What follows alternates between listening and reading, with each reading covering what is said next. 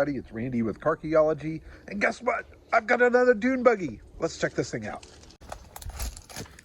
So obviously this year there's been a lot of focus on the Meyers Manx for several different reasons.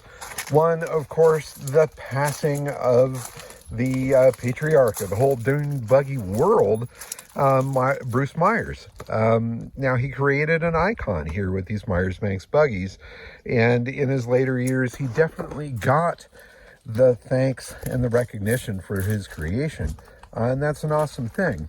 And what's also awesome is that the legacy continues with the new Meyers Manx company out there now producing new bodies and new parts with huge plans for the future.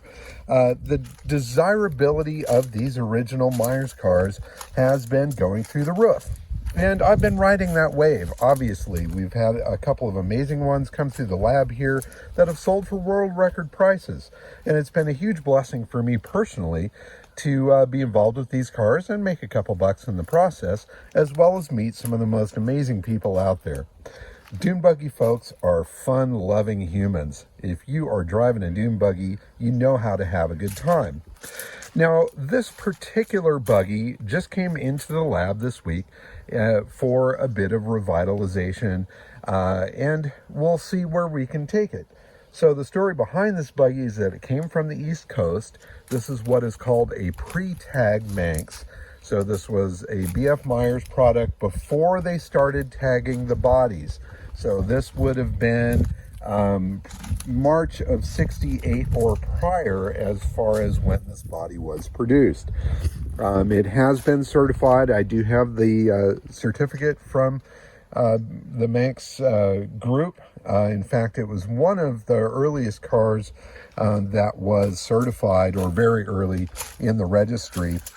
I believe it's number 33 on the registry out of what is probably now, into the thousands. The car spent the majority of its life on the East Coast, a lot of time indoors. It does have some interesting history behind it. It was actually up and running not too long ago, 2019. And it also was used on occasion, apparently, for autocross events. So if you get down here, let's see if I can get it. Here's a couple of tags from autocross events in 1976 back in Massachusetts.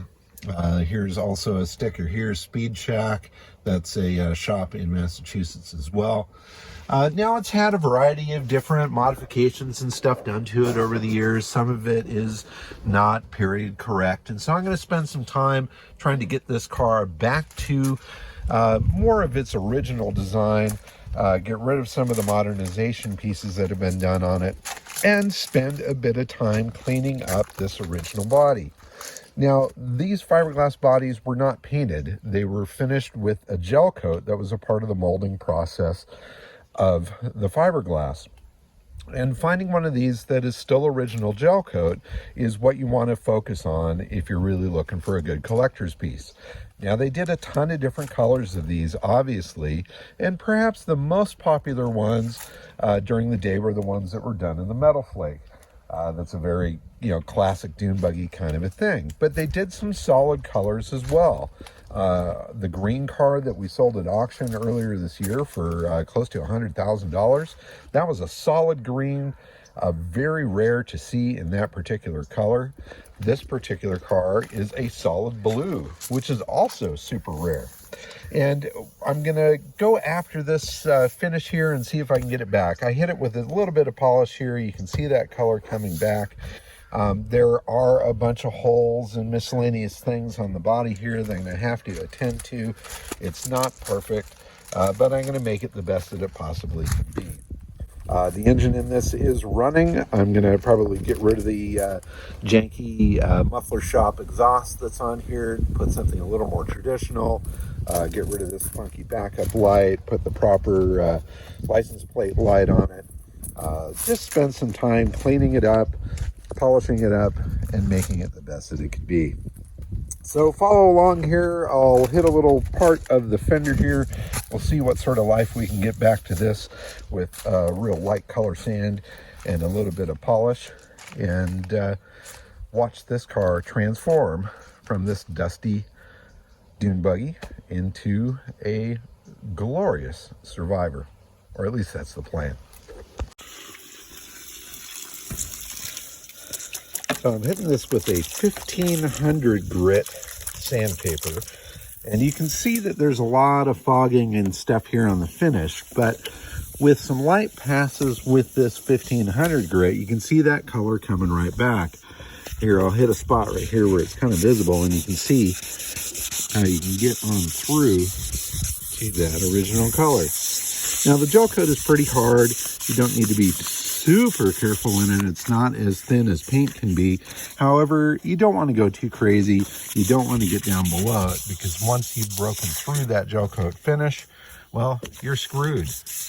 But as you can see here, this is definitely going to come back to life. Much, much clearer.